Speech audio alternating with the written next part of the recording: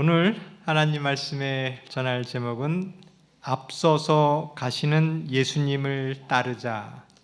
앞서서 가시는 예수님을 따르자라는 제목으로 하나님 말씀을 전하겠습니다. 우리 모두 다 성경을 다 펴주시기를 바라겠습니다. 귀로는 들으시고 눈으로는 성경을 다 보시기를 바라겠습니다. 누가복음 19장 28절에 있는 말씀입니다. 우리 다 같이 성경을 보시면서 이 성경 말씀 속에 있는 하나님의 뜻을 깨닫고 앞서서 가신 예수님을 따르는 기별을 듣게 되기를 바라겠습니다. 누가복음 19장 28절입니다. 예수께서 이 말씀을 하시고 예루살렘을 향하여 앞서서 가시더라. 평소에는 제자들이 예수님 앞서서 가셨습니다. 그러나 이번에 예루살렘을 향하여 가는 그 길에는 예수님께서 앞서서 가셨습니다. 왜 이번에는 예수님께서 앞서서 가셨을까요? 십자가의 길은 제자들이 앞에 가는 것이 아니라 예수님께서 앞에 가시기 때문입니다. 여기서 앞서서라는 헬라어 말은 엠프로스텐이라는 말입니다. 여기는 단지 위치적으로 앞에 간다는 뜻 이상의 이 말에는 다양한 의미가 있는 말입니다. 우리말에도 앞장서다 그런 말은 위치적으로 앞에 있다는 뜻이 아니라 책임지고 앞서서 끌고 나가는 뜻이 있다는 것입니다. 여기 앉아 계시다가 이 앞으로 나온다라는 말은 단순히 위치적으로 앞으로 나오는 것이 아니라 내가 앉아 있었는데 가만히 있었는데 앞으로 나온다는 것은 이제부터 내가 하나님을 위하여 헌신한다는 그 의미가 이 앞서서라는 의미 속에 있는 것입니다. 교회 일이 잘 될 때는 성도님들이 잘하고 성도님들이 헌신하고 전도하고 그래서 침례도 많이 나고 속으로도 잘 되는 것입니다.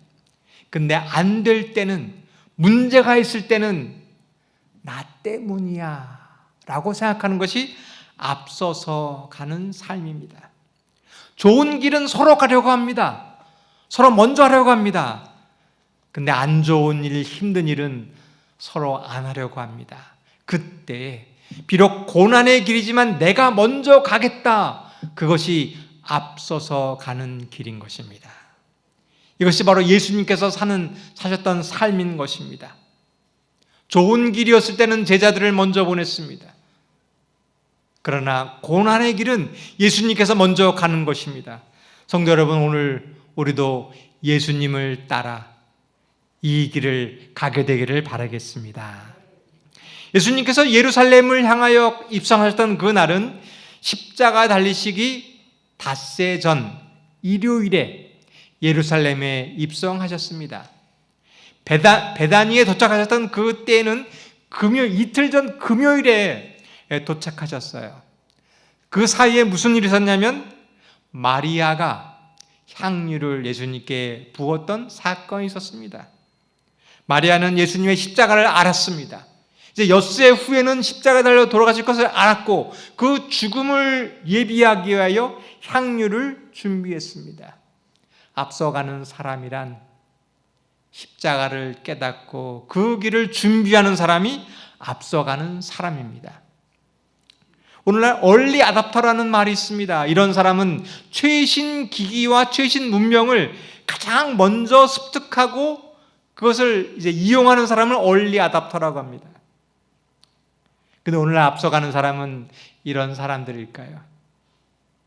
공부도 잘하고 좋은 대학도 가서 좋은 직장을 얻고 성공해서 돈을 많이 번 사람, 이런 사람이 앞서가는 사람일까요?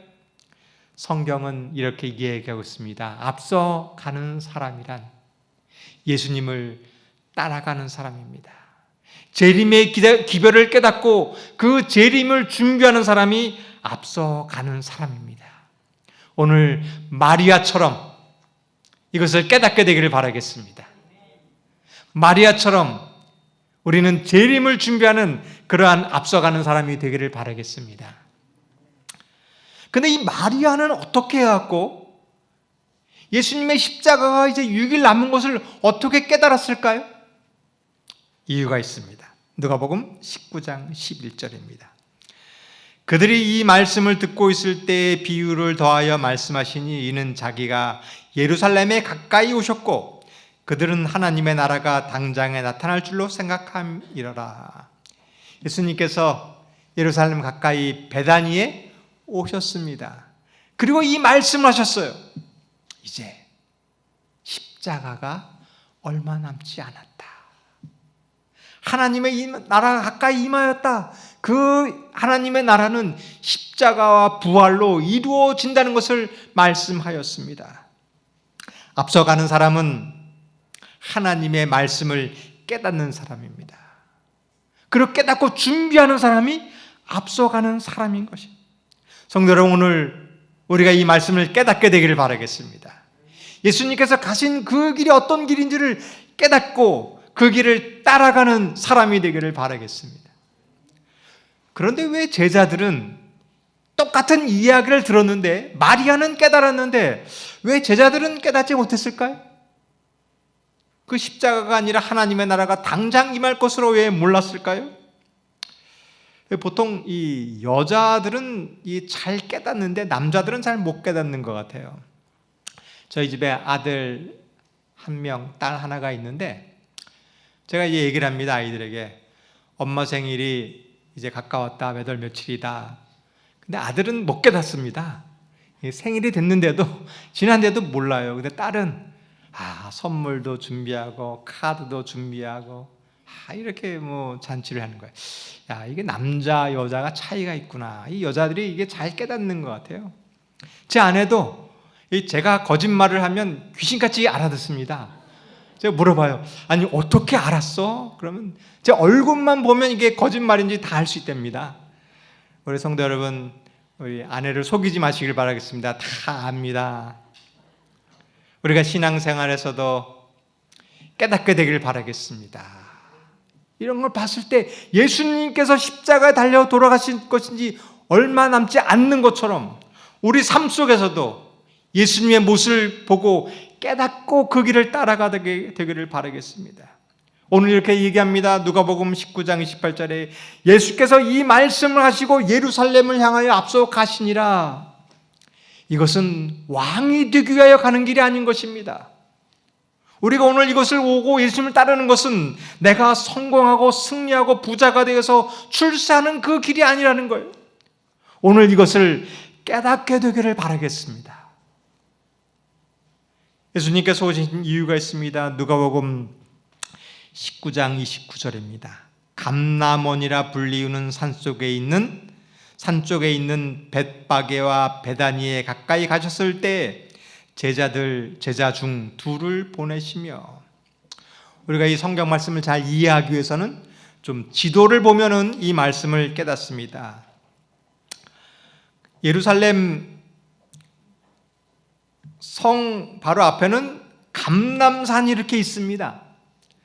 감람산 남쪽에는 베다니가 있고 그 위에는 벳바게가 있고, 감람산을 내려오면 이곳이 겟세마네 동산이 있고 이것을 건너오면 이곳이 바로 예루살렘 성이 이렇게 있습니다. 예수님께서는 예루살렘 가기 전에 베다니에 머무셨어요. 잠깐 지도를 보면 이 여리고에서 쭉 오면 바후림이라는 곳이 있고 지나면 예루살렘인 것이에요. 잠깐 다시 지도를 보면 이 바후림이 있고 가운데 뾰족한 이 탑이 감람산에 있는 탑입니다. 보통 예루살렘 여리고에서 쭉 오면 바후림까지 가까이 오면 여기서 머물지 않고 예루살렘에 바로 들어갑니다. 여러분 여행을 가시다가 운전 목적지에 한 10분 정도 남아 있으면 휴게소를 들릅니까? 아니면 그냥 휴게소에서도 바로 목적지에 가나요? 바로 이제 가게 되는 거예요.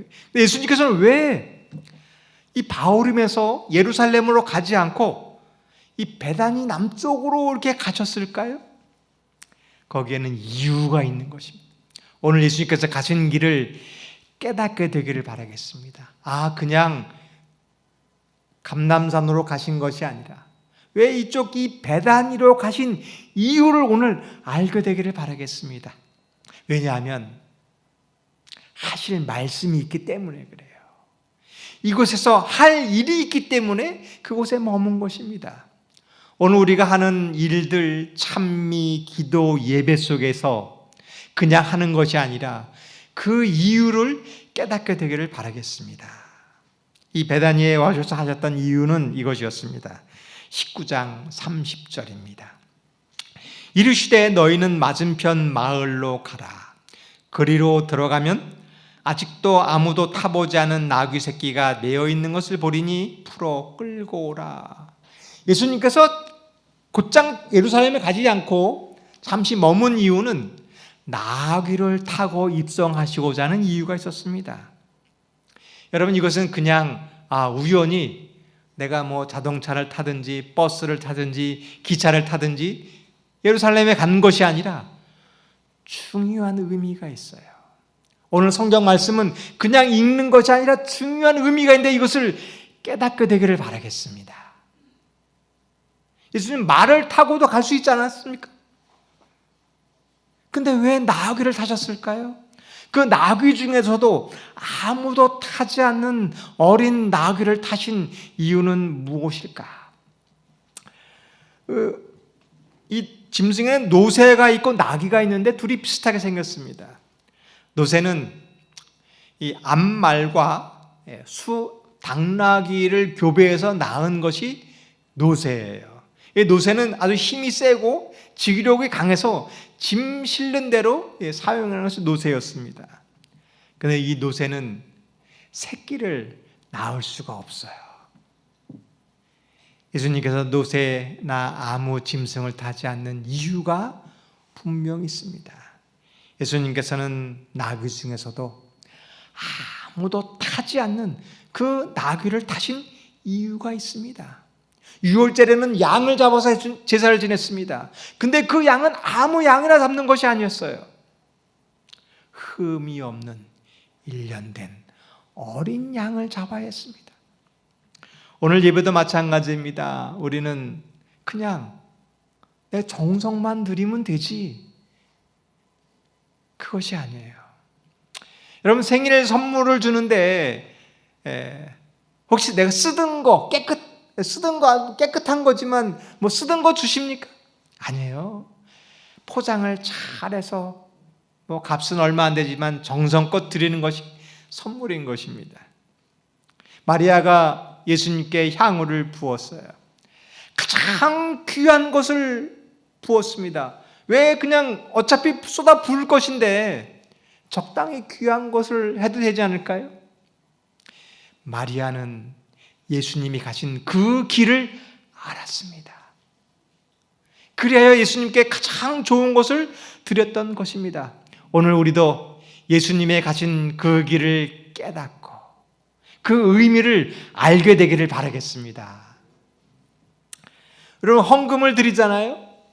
그런데 어떤 사람은 월급을 받으면 카드 사용한 것도 내고 공과금도 내고 또 생활비도 쓰고 그리고 남은 것을 가지고 헌금하시는 분이 있어요. 어떤 분은 월급을 받으면 먼저 구별해서 드리는 분이 있습니다. 근데 이 두 분의 액수는 똑같아요. 여러분, 이 똑같은 헌금을 드렸는데 차이가 있을까요? 마트에서는 차이가 없습니다. 이 사과 하나에 1,000원인데 새 돈을 주면 사과를 더 줍니까? 아니에요. 헌돈 구겨준 돈을 주면 사과를 덜 주나요? 마트에서는 새 돈이든지 헌돈이든지 똑같습니다. 그런데 교회는 다릅니다. 예수님은 다르신 분이에요. 우리가 쓰고 사용하고 남은 것을 드리는 것이 아니라 거룩하게 구별된 것을 드려야 하는 것입니다. 여러분, 이 차이를 알게 되기를 바라겠습니다. 예수님께서는 아무 짐승이나 타고만 가는 것이 아니었습니다. 우리가 예배를 드릴 때 양이나 곡식이나 내가 정성껏만 드리면 다 받으시는 것이 아니에요. 왜 오늘 우리는 이 토요일 안식일에 예배를 드렸을까요? 이날 말고도 일요일이나 월요일이나 화요일이나 똑같이 거룩하게 진실되게 찬양하고 기도하면 되지 않을까요? 아닙니다. 하나님께 드리는 것은 하나님께서 지시한 방법대로, 하나님께서 가시고자 하는 그 시간에 하나님의 뜻대로 하는 것이 예배입니다. 하나님께서는 이러한 사람을 찾고 계시는 것입니다. 누가복음 19장 40절에 이르시되 너희는 맞은편 마을로 가라. 베다니에도 그 마을에도 늘 많은 집안이 있는 것이 나귀였습니다. 근데 왜 굳이 저쪽 건너편에 있는 벳바게에 있는 곳에 가서 나귀를 데려오라고 그랬을까요? 왜냐하면 그곳에 준비된 사람이 있기 때문입니다. 하나님을 따르는 그 길은 준비된 사람이 하는 것입니다. 여러분, 오늘 교회의 일은 누구나 할 수 있습니다. 어려운 것이 아무것도 없어요. 그러나 이 교회에서 하는 일은 아무나 할 수 있는 일이 아닌 것입니다. 이 일은 준비된 사람만이 하는 것이에요. 예수님께서는 아무 나귀를 타고 가는 것이 아니라 준비된 사람의 나귀를 타고 가는 것입니다. 성도 여러분, 이런 사람이 되기를 바라겠습니다. 예수님께서 바로 이런 사람을 찾고 계십니다. 어떤 사람인가 보겠습니다. 누가복음 19장 31절입니다. 만일 누가 너희에게 어찌하여 푸느냐 묻거든 말하기를 주가 쓰시겠다 하라 하시매. 하나님께서 쓰시는 사람은 정해진 사람이 아닙니다. 내가 이 사람을 쓰고 저 나귀를 쓰고 그렇게 정해진 것이 아니었어요. 어떤 사람을 쓰느냐면 준비된 사람을 쓰십니다. 주님께서 쓰시고자 하면 기꺼이 드릴 그 사람을 쓰시는 것입니다. 오늘 이런 사람이 되기를 바라겠습니다. 내가 준비되었을 때 하나님께 나를 부르시고 쓰실 줄 믿으시기를 바라겠습니다. 성경은 바로 이런 사람의 이야기입니다. 하나님께서 부르시고 사용한 사람이 있습니다. 그 사람은 특별한 사람이 아니에요. 특별한 능력이 있고 재능이 있는 사람이 아니라 주님께서 쓰시고자 한다면 내 자신을 드리겠습니다. 그런 사람입니다. 오늘 하나님께서 그런 사람을 찾고 계십니다. 예수님의 재림이 가까웠는데 이것을 깨달을 사람, 자신의 것을 드릴 사람을 찾고 있습니다. 마리아가 바로 그런 사람이었어요. 예수님의 말씀을 들었을 때 그 때가 얼마 남지 않았음을 깨달으셨습니다. 그리고 자기의 것을 드린 사람이었습니다. 성도 여러분, 오늘 주님께서 쓰시겠다 말씀하시면 내 것을 드리는 사람이 되기를 바라겠습니다. 19장 32절입니다. 보내심을 받은 자들이 가서 그 말씀하신 대로 만난지라. 하나님을 따르면 우연한 일이 생깁니다. 오늘 여기에 많은 분들이 오셨어요. 어떻게 처음 오셨는가 보면 우연히 왔습니다. 우연히 지나가다 노방전도를 통하여 우연히 이웃집 주인을 만났는데 왔습니다. 근데 이것이 우연이 아닙니다.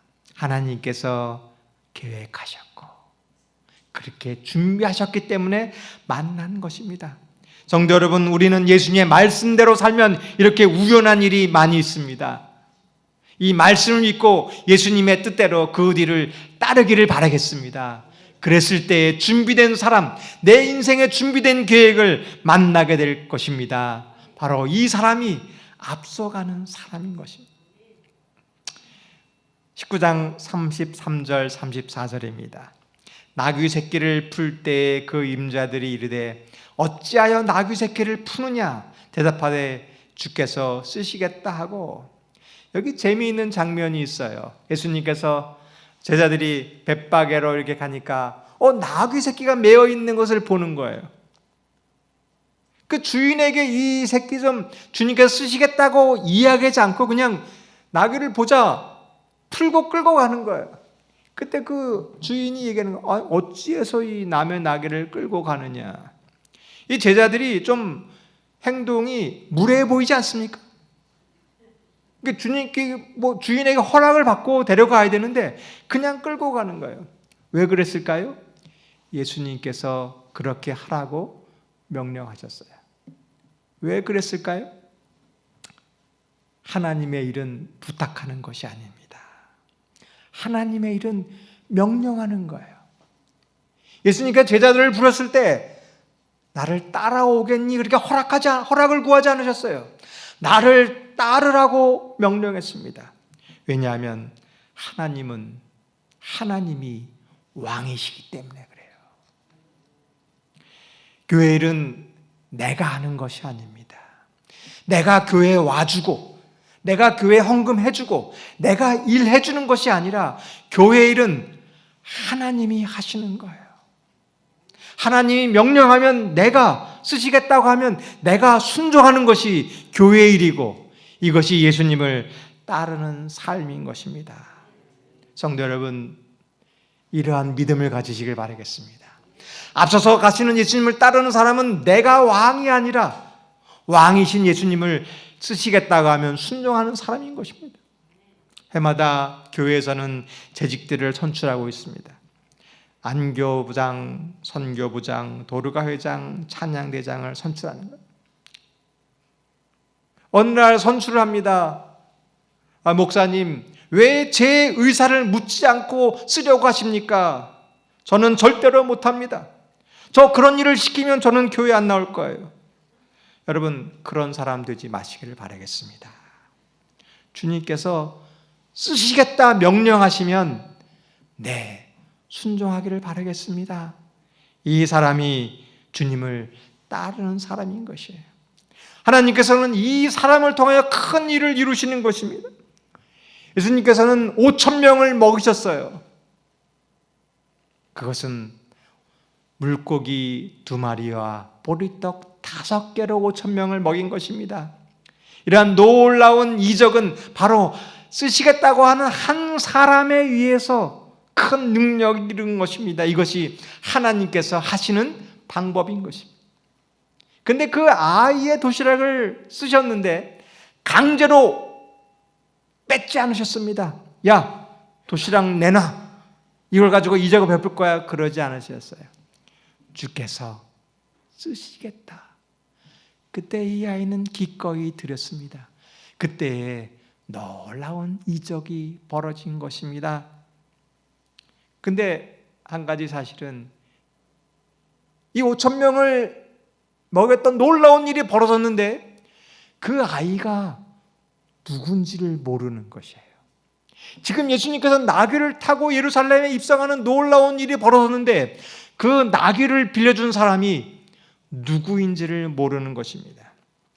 여러분, 십자가의 길은 바로 그런 것입니다. 우리가 주님을 따르기 위하여 주님을 준비하고 주님을 헌신했는데 그 사람이 알 수 없습니다. 이것이 앞서가는 사람의 모습인 것입니다. 교회도 마찬가지입니다. 교회에서 많은 일을 하려고 합니다. 하나님의 일을 계획하고 사업을 하는 것이에요. 그런데 누군가 그 일을 해놨어요. 교회에 필요한 사업이 있습니다. 근데 아무도 모르게 보면 그게 되어 있어요. 왜냐하면 주님께서 쓰시고자 했을 때 아무도 모르게 그 일을 한 사람이 있기 때문입니다. 성도 여러분, 우리가 예수님이 필요한 것을 깨달았을 때 나를 드러내지 말고 내가 하려고 하지 말고 내 이름을 나타내지 말고 하나님의 명령이면 나는 순종할 뿐입니다 라고 고백하는 주님을 따르는 사람이 되기를 바라겠습니다. 누가복음 19장 35절 36절입니다.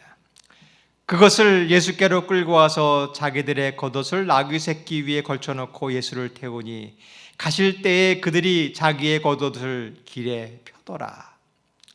예수님께서 나귀를 타고 예루살렘에 가십니다. 그 나귀 위에 자기 옷을 펼쳐놔요.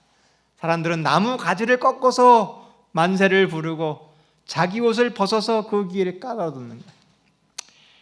여러분 한번 그 장면을 생각해 보시길 바라겠습니다. 하나님의 하늘의 왕이 오셨는데 그냥 그 초라한 나귀와 옷을 깔고 가는 것이 얼마나 초라해 보일까요? 그 당시 역사학자 요세푸스에 의하면 로마의 총독이 예루살렘에 부임했을 때는 화려한 군사들이 이 깃발과 마차를 탈고 행진하면서 예루살렘을 입성한다고 했습니다. 근데 예수님께서는 하늘의 왕이 오셨는데 겉옷을 까는 그 길을 가는 거예요. 무슨 차이가 있을까요? 예수님이 가신 그 길은 겸손의 길이라는 것입니다. 스가랴 9장 9절의 말씀입니다. 시온에 따라 크게 기뻐할지어다. 예루살렘에 따라 즐거이 부를지어다. 보라, 내 왕이 내게 임하시나니 그는 공의로우시며 구원을 베푸시며 겸손하여서 나귀를 타시나니 나귀의 작은 것 곧 나귀 새끼니라. 스가랴 선지자는 예언하였습니다. 하늘의 왕이 오시는데 말과 군사가 아니라 나귀를 타고 오신다. 왜냐하면 겸손하기 때문이었습니다.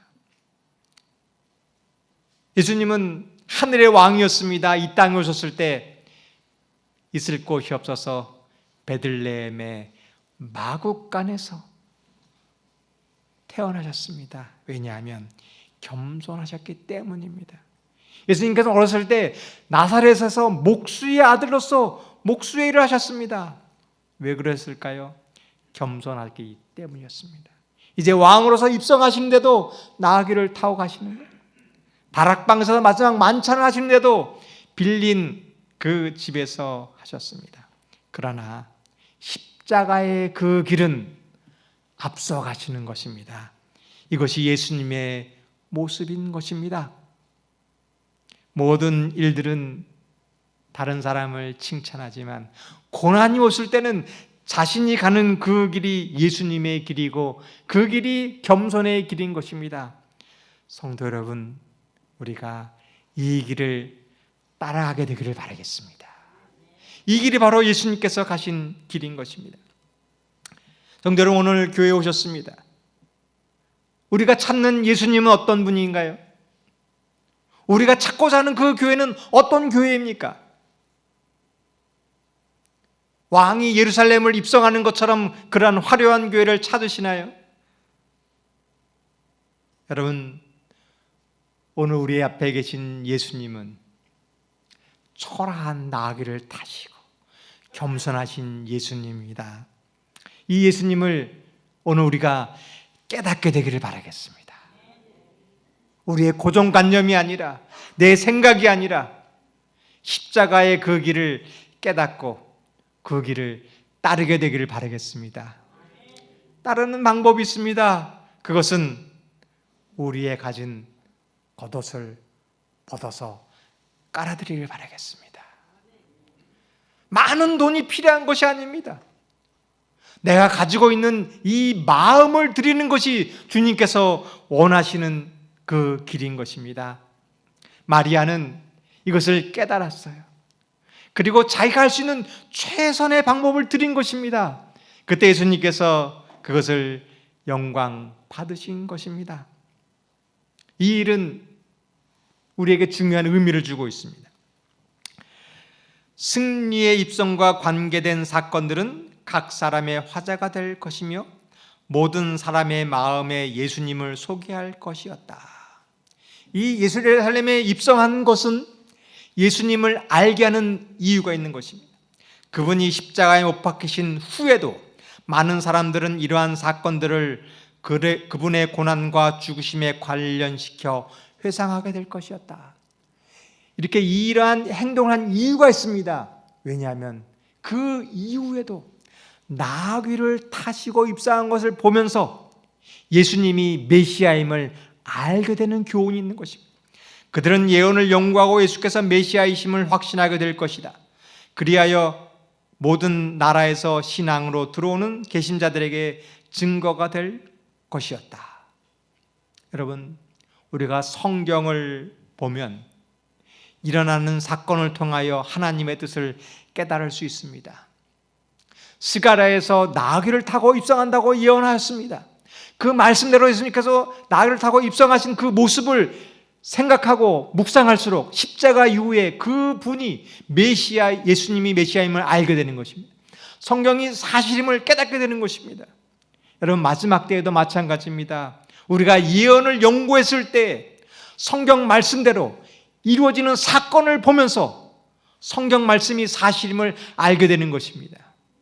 성경의 예언이 일어나는 예언을 보면서 재림이 가까운 때를 알게 되는 것입니다. 마리아처럼, 마리아가 십자가를 깨달은 것처럼 우리도 성경에 있는 예언을 깨달았을 때 재림의 시기를 깨닫고 준비하는 사람이 되기를 바라겠습니다. 그 사람은 성경을 연구하는 사람이에요. 이제 다음 주에 연말 기도주일이 계획되어 있습니다. 연말 기도주일은 어떤 것이냐? 내 믿었던 신앙이 실질적으로 나타나는 그 날이 연말 기도주일입니다.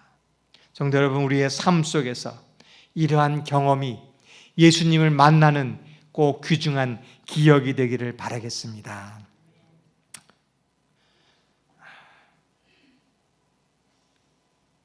누가복음 19장 37절입니다. 이미 감람산 내리막길에 가까이 오심에 제자의 온 무리가 자기들의 본바 모든 능한 일로 인하여 기뻐하며 큰 소리로 하나님을 찬양하여 이르되 찬송하리로다. 주의 이름으로 오시는 왕이여, 하늘에는 평하여 가장 높은 곳에는 영광이로다 하니, 무리 중 어떤 바리새인들이 말하되 선생이여 당신의 제자들을 책망하고서 하거늘 대답하여 이르시되 내가 너에게 말하노니 만일 이 사람들이 침묵하면 돌들이 소루 소리 지르리라 하시니라. 예수님께서 이와 같은 모습으로 재림하실 것입니다. 근데 우리가 주님을 따르지 않으면 돌들이 소리 지를 것입니다. 성도 여러분, 오늘 주님의 음성을 듣고 예수님을 따르게 되기를 바라겠습니다. 41절입니다. 가까이 오사 성을 보시고 우시며 이르시되, 예수님께서 가까이 오시고 성을 보시고 우셨습니다. 성경에는 예수님께서 눈물 흘렸던 3번의 이야기가 있습니다. 나사로가 죽었을 때, 바로 지금 예루살렘의 멸망을 바라보고 또 이 세상의 마지막 구원을 바라보고 겟세마네 동산에서 우셨습니다. 이 세 사건에는 공통점이 있습니다. 그것은 이 세상의 친구의 죽음, 민족의 멸망, 세상의 멸망을 앞두고 우셨던 것입니다. 이것이 앞서가는 사람의 모습인 것입니다. 여기 우셨다는 말씀에는 나사로가 죽었을 때는 그 다크리오라는 말이에요. 우셨다는 말이에요. 그리고 예루살렘을 바라보시면은 우신 것이 클라이오라는 거예요. 이 우신 것이 틀립니다. 이 클라이오라는 말의 뜻은 장례식에 부모님이 돌아가셨을 때 통곡하는 것이 클라이오예요.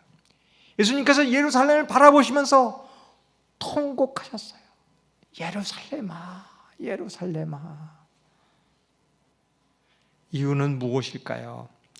날이 이를지라 내 원수들이 토둔을 쌓고 너를 둘러 사면으로 가두고 또 너와 및 그 가운데 있는 내 자식들을 땅에 메어치며 돌 하나도 돌 위에 남기지 아니하리니 이는 내가 보살핌을 받는 날을 알지 못함을 인함이라 하시니라.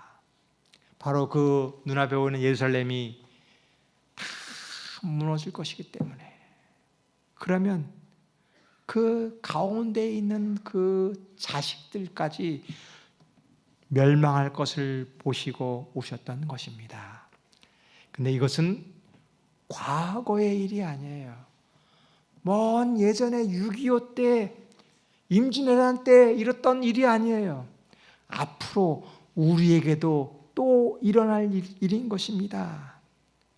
성도 여러분, 예수님을 따라가는 사람이 해야 될 일이 있습니다. 그것은 예수님처럼 이 세상을 바라보시고 눈물 흘리는 그 사람이 필요한 것입니다. 이것이 주님을 따르는 사람인 것입니다.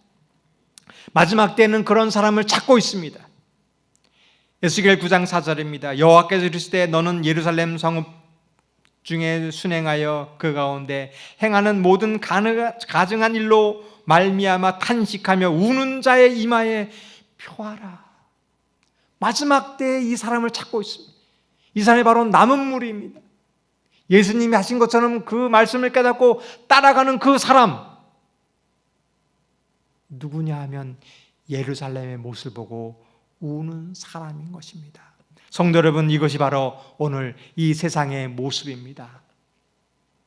세상을 바라보시고 저 마석교회에 나오지도 않고 예수 믿지도 않더니 저렇게 멸망하면 잘 됐다, 그것이 아니라 이 교회에 나오지 않는 그 사람을 보고 예수님처럼 우는 사람이 되기를 바라겠습니다.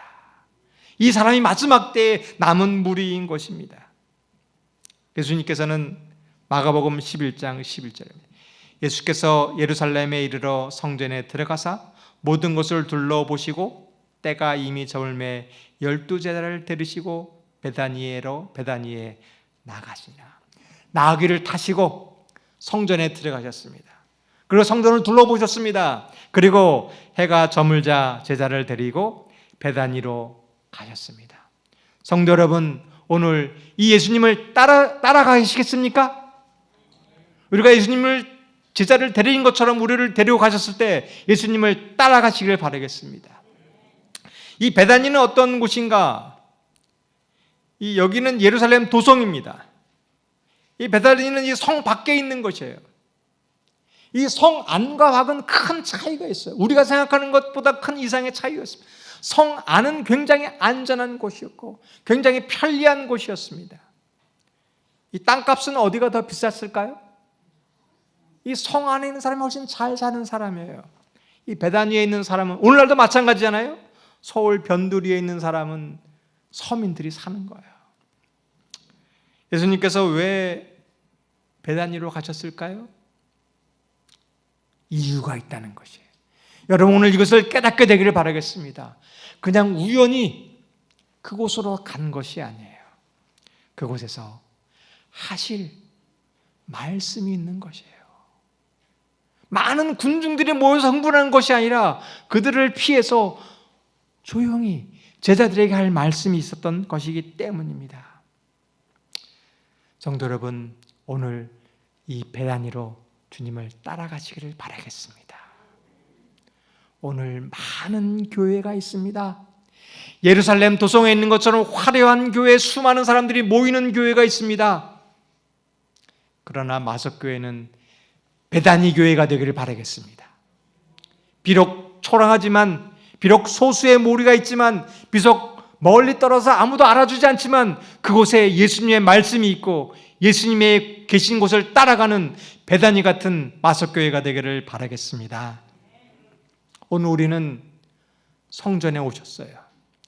찬양도 드리고 기도도 드리고 말씀도 있고 마치 예수님께서 예루살렘에 입성하시는 것처럼 흥분과 감동이 있었습니다.